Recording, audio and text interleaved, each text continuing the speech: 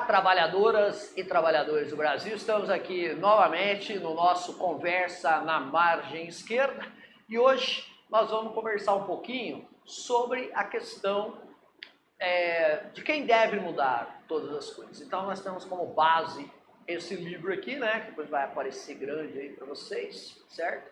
E esse livro então é de um economista sociólogo da Universidade de Berlim, Universidade Livre de Berlim, né, onde ele fala exatamente das questões das mudanças, né, com as quais o mundo precisa efetivar, né, as mudanças precisam ser efetivadas no mundo, né. Então ele vai dizer quem são os protagonistas, quem são as pessoas que realmente têm que mudar o mundo, né, porque o Fórum Social Global, né, que era uma espécie de contrapondo ao Fórum, né, Econômico Mundial de Davos, né, foi criado aí, né, exatamente pela esquerda, né, mundial, né, onde nós tivemos encontros, inclusive no Brasil, Porto Alegre e tudo mais, né, que tinha um lema, né,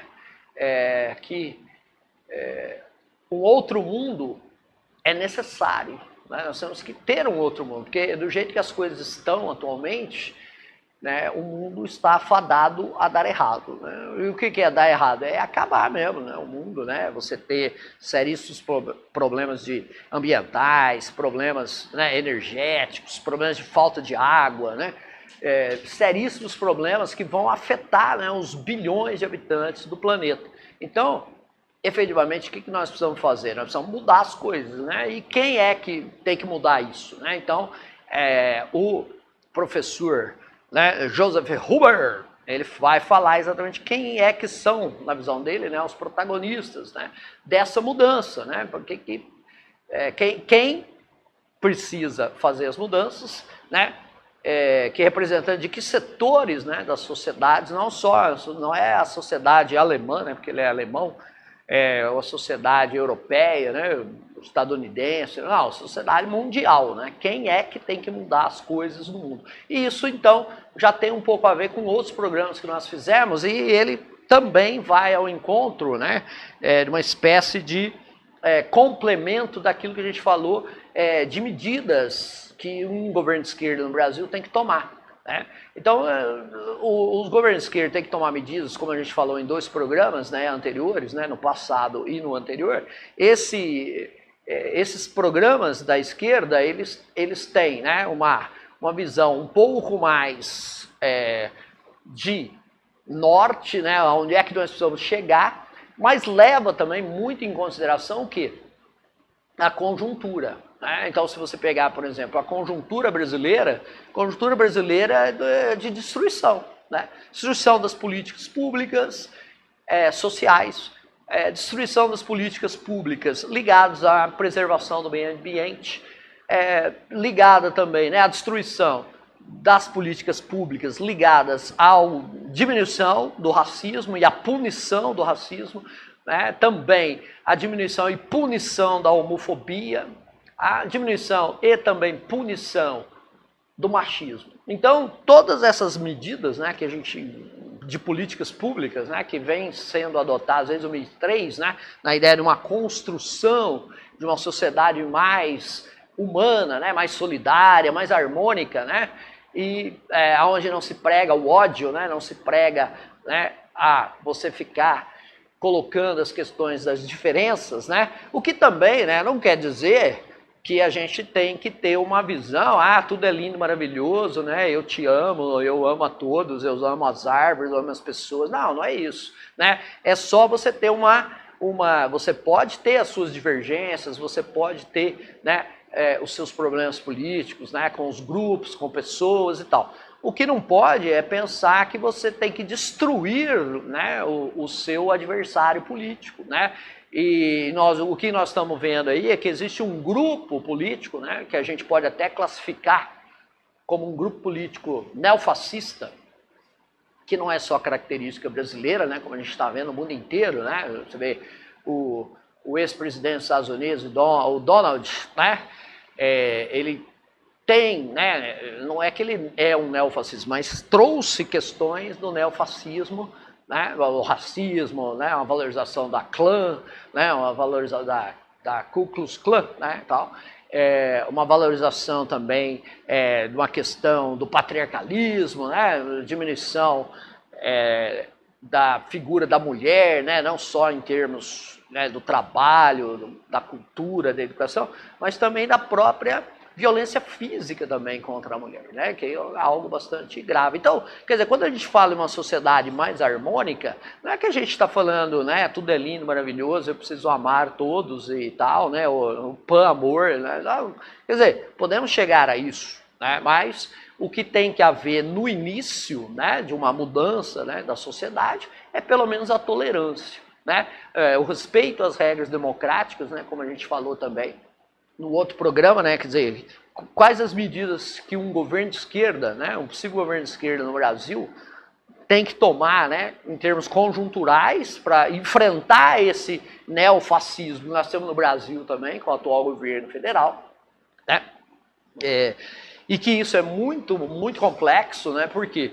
Porque se nós temos a representação desse governo neofascista pelo atual presidente da República, né, o senhor Jair, né? Então o que acaba acontecendo? Ele é um representante, você tem efetivamente os votos dele, né? Você vê que o segundo turno está extremamente disputado, né, e tal, porque vai haver uma diferença, né? A gente torce, trabalha e tal para que o presidente Lula ganhe a eleição, né? Mas vai ser uma diferença muito pequena. Então o que a gente pode dizer? A gente pode dizer que essas ideias que a gente pode classificar como retrógradas, elas têm uma grande inserção na sociedade, né? Porque senão o representante dessas ideias não teriam mais 50 milhões de votos, né? Então, evidentemente, que um governo de esquerda, né, em termos das questões conjunturais que ele vem enfrentar, ele também tem que enfrentar esse tipo de cultura, né, que é uma cultura patriarcalista, uma cultura machista, homofóbica, né, uma cultura que leva a questão da religião para algo extremamente, né, radical, né, uma religiosidade que não respeita a religiosidade dos outros, até porque eles não respeitam a democracia, né? Então uma religiosidade em que você tem um radicalismo muito grande das ideias, né, e tal, e que tudo bem, né, se você tem ideias radicais de alguma coisa, a questão não é você ter ideias radicais, a questão é que se você tem ideias radicais que levam, por exemplo, a ações que vão, né, prejudicar o outro, não apenas de maneira ética, moral, mas até física, né, onde eu vou propalar a violência física contra os opositores, o que é uma característica fascista, né, e o neofascismo que nós temos hoje, né. No Brasil é efetivo, né? Nós temos uma violência, né? Uma violência verbal, né? Uma violência também física, né?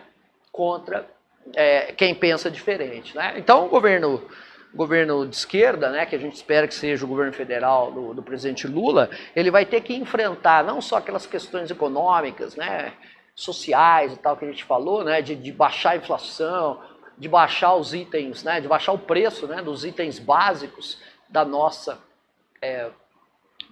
alimentação, né, de cuidar do meio ambiente, né, de preservar o meio ambiente, evitar, né, a destruição do meio ambiente, como está acontecendo agora, né, efetivamente colocar dinheiro no Ministério do Meio Ambiente, né, aparelhar o Ministério do Meio Ambiente com a fiscalização, né, impedir a ação ilegal de madeireiros, ação ilegal de grileiros de terra, ação ilegal de também mineradores, né, tal, preservar as terras indígenas e tudo mais. Então nós temos que trazer um pouco de volta, né, a questão civilizacional, né? Eu falei devagar porque senão eu embaralho a palavra.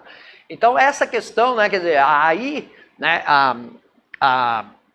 a discussão, quer dizer, nós colocamos até que o governo Lula, dentro da possibilidade brasileira, seria algo que poderia adotar algumas medidas, né, para aquilo que a gente entende de ser uma característica da esquerda, né, brasileira, latino-americana e tal, do século XXI. Né?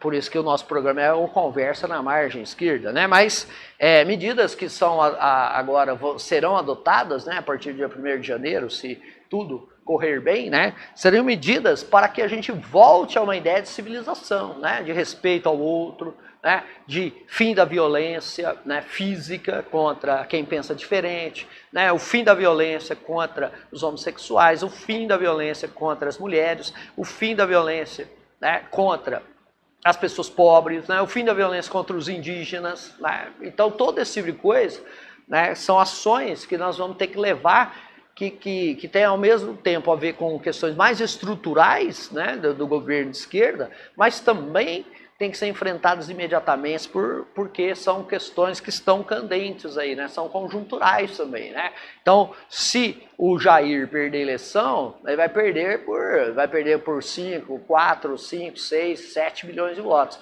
Então significa o quê? Significa que nós temos uma maioria, mas nós temos milhões de pessoas que, de alguma forma, né, aceitam determinadas ações, né, do atual governante e que entendem que elas são normais, né? Outros são até mais radicais, desses que apoiam, né, tal. Você tem um grupo radical ali que é o que quer botar fogo no circo, né?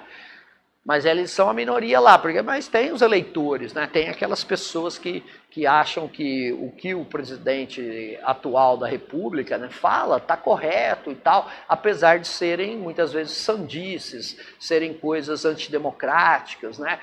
Falar que é a favor da tortura parece uma coisa bem leve, mas é extremamente pesado, né? Você ter um presidente de uma república, né, como o Brasil, que se diz favorável à tortura aos opositores, né? Então, quer dizer, é favorável à ditadura e tudo mais. Então, quer dizer, de alguma forma, ele tem um certo apoio popular. Eles podem ser minoritário, né?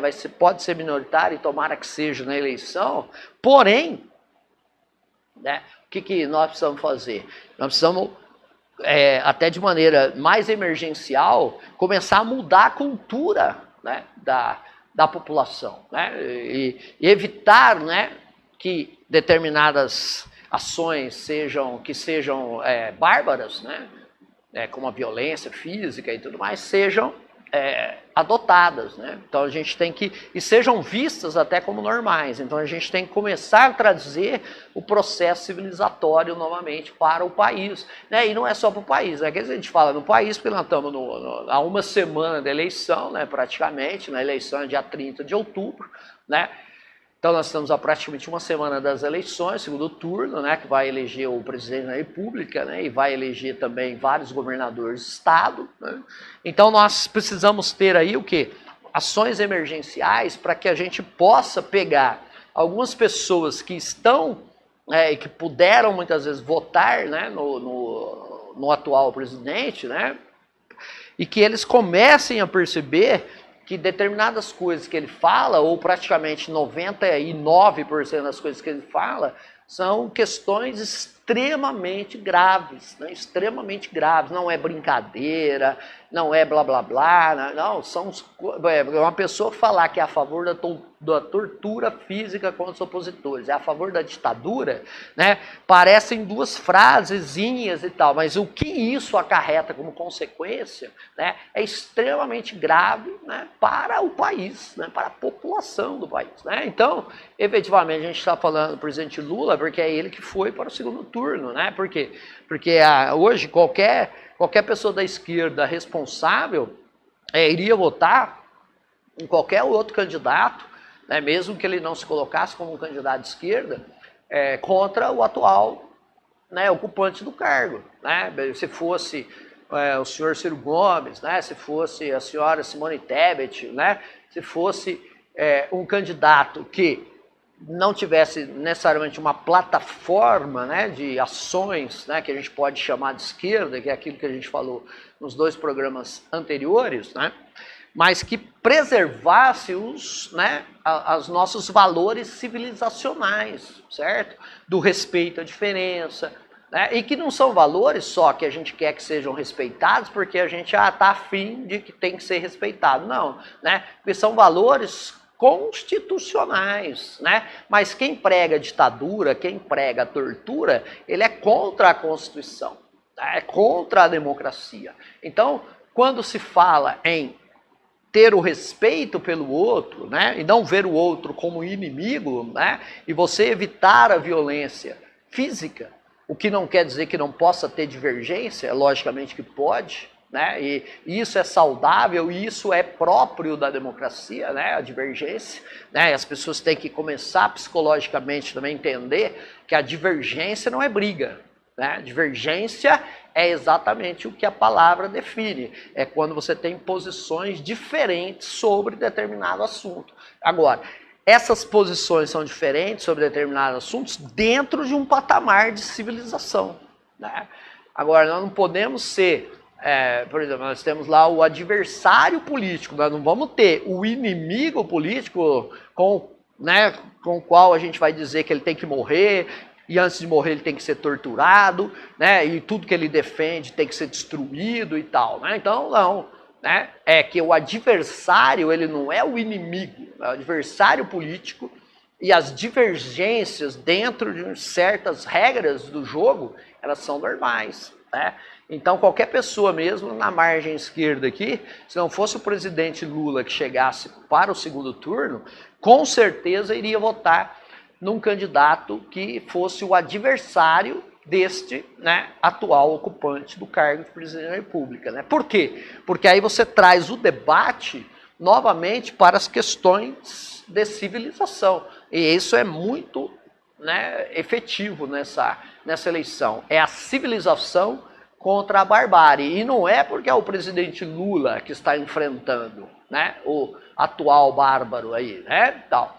É porque o presidente Lula, assim como a candidata Simone Tebet, a senadora Simone Tebet, o ex-governador, né, ex-ministro Ciro Gomes e tal, eles, apesar de todas as divergências, né, e tal, eles aceitam a Constituição, eles não são a favor da ditadura, eles não são a favor da tortura contra os adversários políticos, né? Eles não são favoráveis à destruição do meio ambiente e tal. Então é por isso que é uma civilização em barbárie, porque eu posso discordar, né, do programa da Simone Tebet, eu posso discordar do programa e das propostas do ministro, ex-ministro e governador Ciro Gomes, né? Mas eu tenho que reconhecer que as propostas deles são propostas que eu posso discordar de grande parte delas, mas são propostas dentro de um arcabouço constitucional e democrático, né? E que se eu quero, né,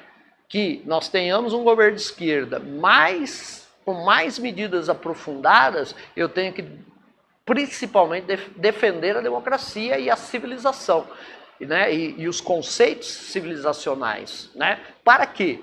Para que nós possamos ter o embate político dentro das regras democráticas, né? E aí, num futuro, numa próxima eleição e tal, né, você poder ter esse embate político e eliminar, né, essa ideia da barbárie como opção político-eleitoral, né? Então, nós precisamos construir uma base, né, bem democrática, inclusiva, né? Quando você inclui o diferente, e uma coisa que nós falamos, né, quando você distribui renda e diminui drasticamente a miséria, a pobreza, você aproxima os ricos dos mais pobres em termos de renda, né, e que é extremamente difícil de fazer, mas se você tiver ditadura, você não vai ter isso nunca, muito pelo contrário. Ditadura militar, o que ela fez no Brasil? Né? 21 anos onde a concentração de renda aumentou. Aonde, como o atual governo também faz,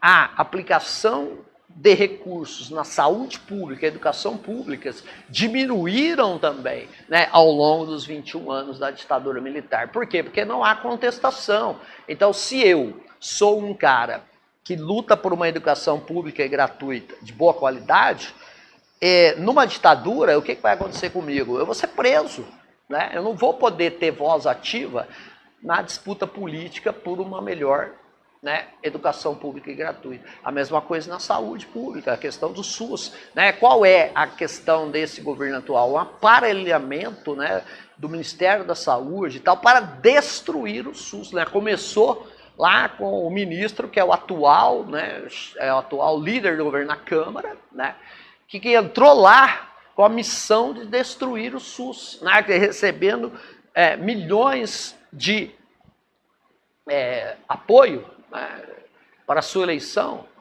dos donos dos grandes planos de saúde do país. Né? Então, nós temos que pensar hoje, né, que essa eleição ela é muito mais do que uma eleição apenas entre um candidato e outro. Né?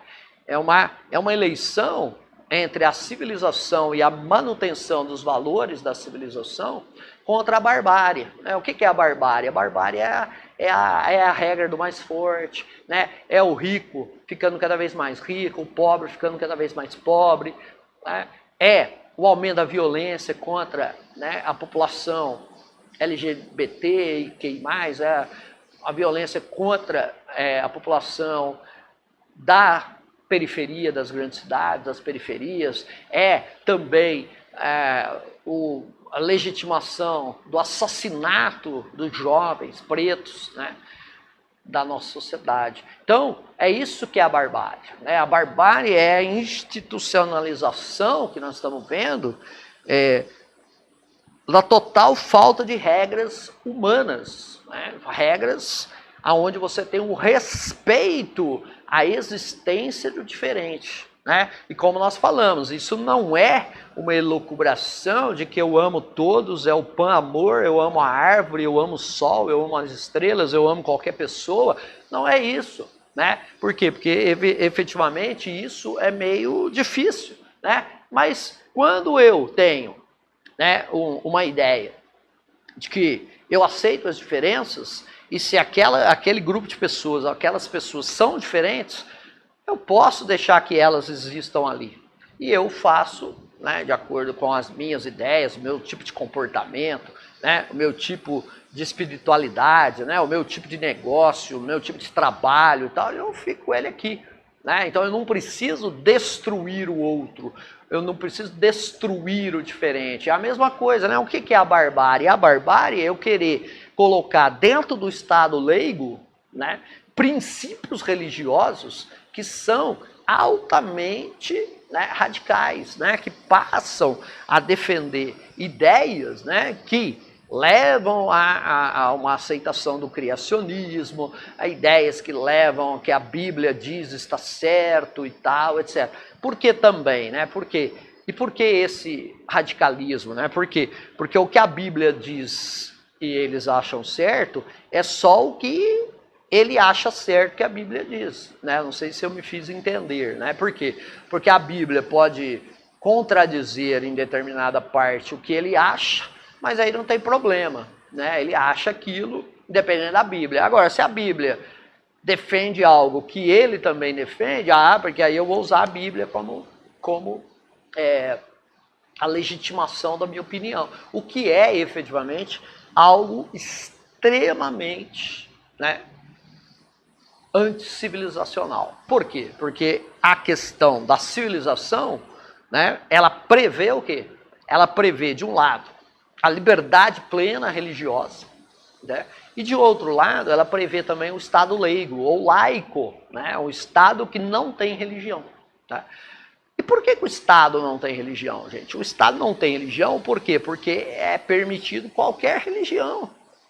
É permitido você não ter religião. É permitido você ter uma religião até os 30 anos, depois quando você faz 31, você muda de religião. Aí quando você faz 45, você volta para a religião que você teve até os 30. E isso é o normal, né? Dentro, para aquela pessoa, né? Dentro da experiência que ela tem.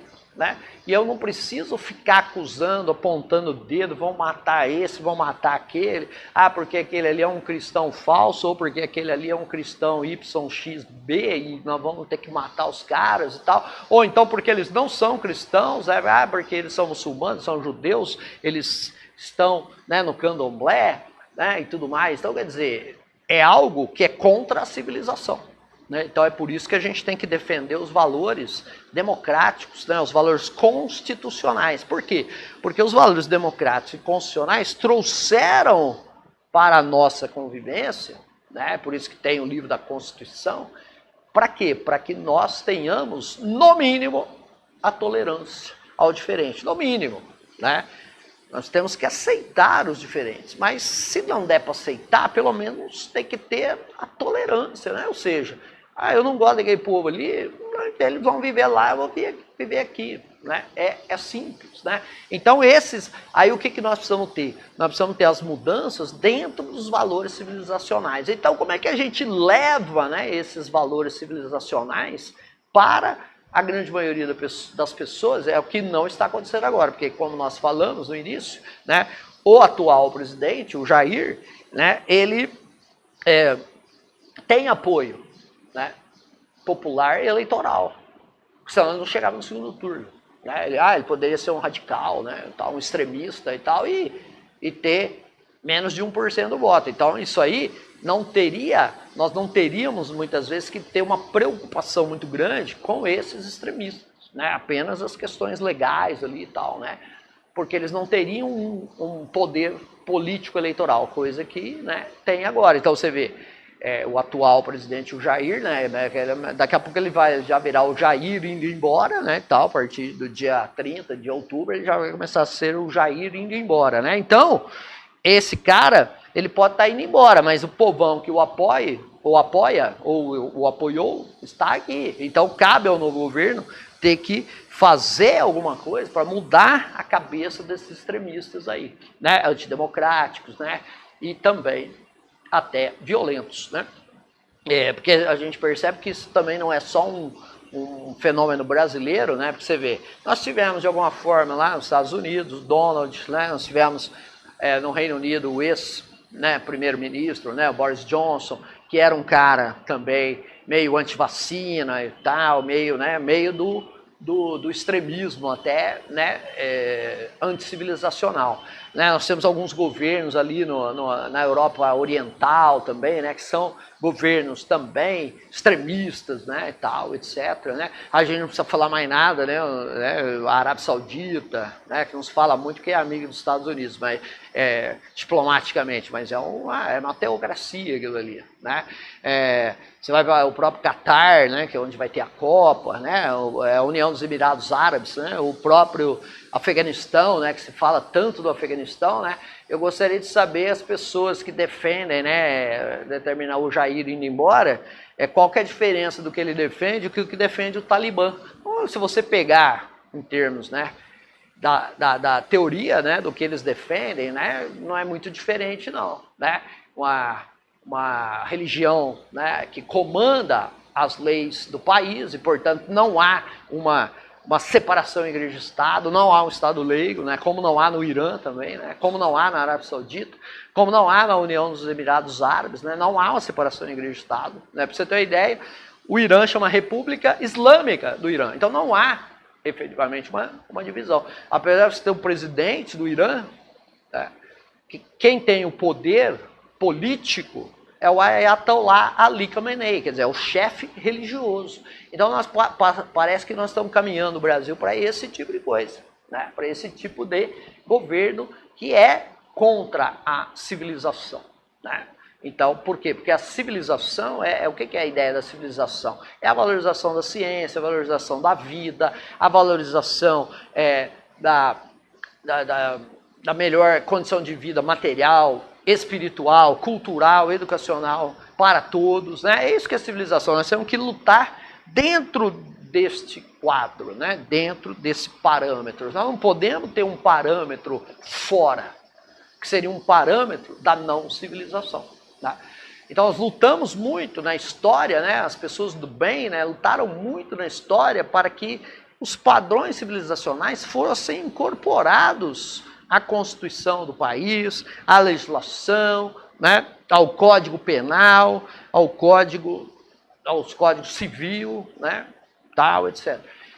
Para quê? Para que nós tivéssemos regras efetivas, né? Então, nós não precisamos ter uma uma ideia radical, aonde nós tenhamos que destruir o diferente, destruir o outro, né? Não, como eu disse, nós não precisamos concordar com o outro, né? Então o outro pode ser o nosso adversário, né? Ele não é o nosso inimigo, né? O qual a gente tem que destruir, matar, né? Escravizar, sei lá o que, né? E que é o que o Jair indo embora defende, né? É que ele não consegue, né? Porque hoje nós temos os contrapesos aí, né? Nós temos, por exemplo, de um lado, né, o Ministério Público, nós temos de um lado também, né, o Poder Judiciário, né? Nós temos as leis que baseiam as decisões, né, do Judiciário e tudo mais, né? E também as leis que podem fazer com que o Ministério Público, né, entrem com ações, né, contra até governantes, candidatos e tal, né, que desrespeitem a lei, né, que isso é civilizacional também, porque não é porque o cara é governante que ele pode fazer o que ele quiser, né, ele pode fazer tudo que a lei permite que ele faça, né, e isso é civilizacional, certo?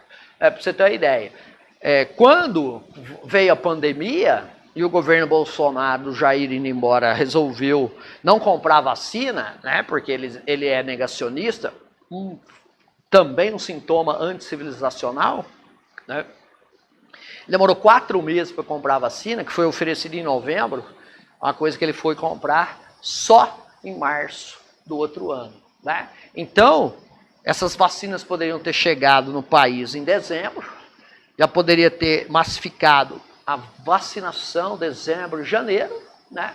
E a partir então de março, abril, ao invés de começar a vacinação, você já teria uma estabilização dos casos, pelo menos, e o início da diminuição das mortes, né? Então, sem dúvida nenhuma, né, o Jair indo embora, ele é culpado pela morte de 400 mil pessoas, pelo menos, né, no país. E aí nós temos uma coisa tão anticivilizacional na cabeça das pessoas, que tem pessoas que o defendem e não concordam com esse fato, né? Porque isso é um fato, isso não é uma interpretação, né, de um fenômeno social, político. Não, isso é um fato, né? O fato é que as vacinas da Pfizer foram oferecidas em novembro e ele só resolveu comprar em março do outro ano. Isso porque houve muita pressão do Congresso Nacional, que aí isso é o contrapeso, né? Porque aí o Poder Executivo não é que ele pode tudo, né? Então, não, o Congresso Nacional foi lá e pressionou. E de outro lado, para o Poder Judiciário, né? Que, respeitando a Constituição brasileira, né? E respeitando o federalismo existente na Constituição brasileira, fez com que os governadores pudessem, né, do estado, né, das 27 unidades federativas, pudessem comprar vacinas, né, e pudessem, inclusive, fabricar vacinas, né, como aconteceu aqui no caso do Butantan, né, aconteceu também lá no Rio de Janeiro, né, no Instituto,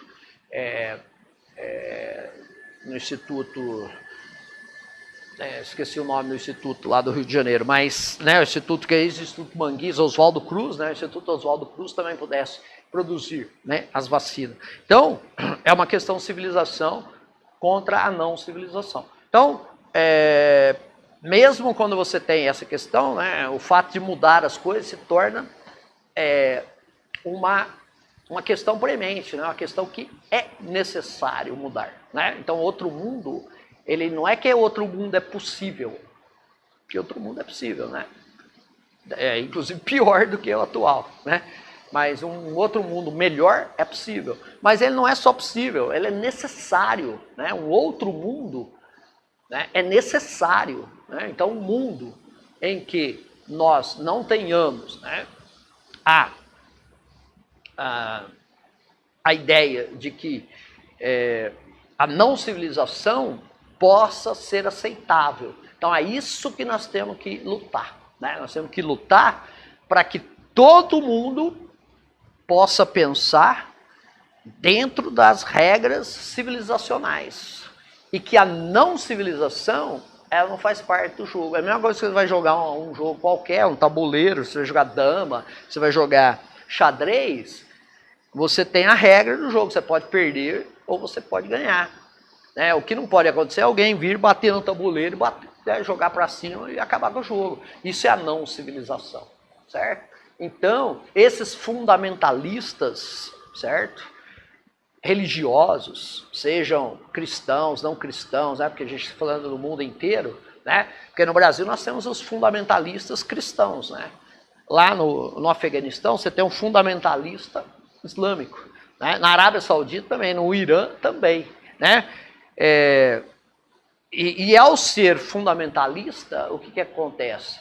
A religião, né, a qual eles estariam vinculados, ela deixa de ser a verdadeira, ela não é aquela religião.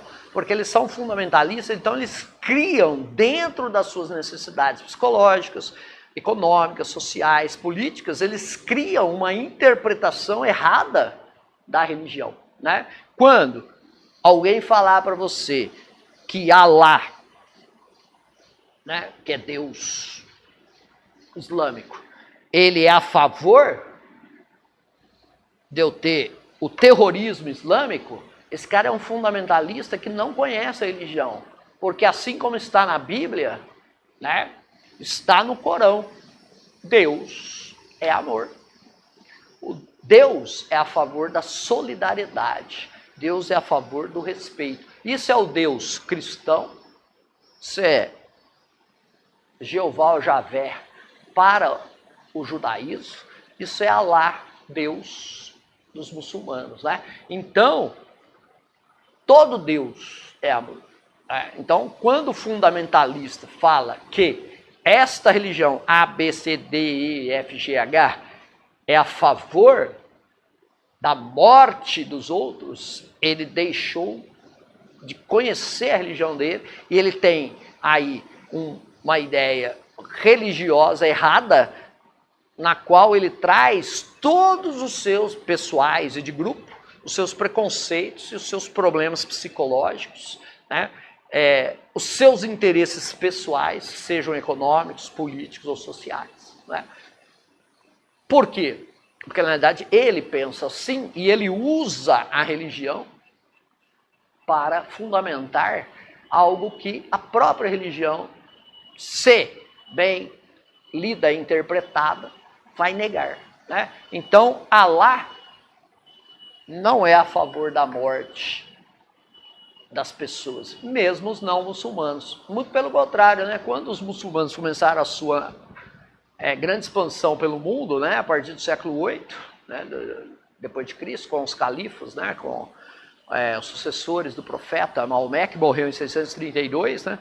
A partir dali, quando eles começaram a fazer a unificação da Península Arábica, né? E eles começaram depois a fazer a expansão tanto para o Oriente, né? Chegando até a Índia, tanto quanto para o Ocidente, né? Pegando todo o norte da África, inclusive Portugal e Espanha atuais, né? A Península Ibérica, eles respeitavam demais, né?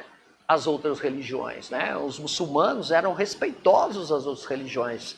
Os muçulmanos tinham os judeus dentro do seu império e eram considerados primos, né? Porque é uma religião abrâmica também, né? Abraão é o grande patriarca tanto do judaísmo quanto do islamismo, né? E também, né, do cristianismo, né? Então você vem vindo, né? E você tem, por exemplo, pessoas ali ligadas, né? Se você pega, né? Essa religião abrâmica, ela tem, né? Tem o filho, né? Que deu origem ao judaísmo, né? E tem o filho que deu origem ao islamismo. Então eles eram extremamente respeitosos aos judeus. Os judeus eram desrespeitados quando? Quando o cristianismo se impôs. Aí por interesses também, né? Totalmente vinculados a problemas da época, né? Quando o cristianismo, especificamente o catolicismo romano, né, se dominou toda a Europa, aí os judeus passaram a ser perseguidos. Isso não é uma coisa, né, que aconteceu com Hitler, né? Os judeus eram perseguidos na Europa desde o final da Idade Média, né? Em toda a Europa, né? Toda a Europa, era desde a Europa Oriental até a Europa Ocidental. Então, nós temos que ter o quê? Né? Nós temos que ter o fim do fundamentalismo religioso e o respeito, né, a todas as religiões e também o respeito à Constituição. A partir daí, nós vamos ver quem é que pode mudar as coisas, né, porque outro mundo é necessário. Então, por hoje é a primeira parte de quem deve mudar todas as coisas, porque outro mundo é necessário. E aí, na próxima semana, falaremos da segunda parte desta ideia. Grande abraço, trabalhadoras e trabalhadores do Brasil. Valeu!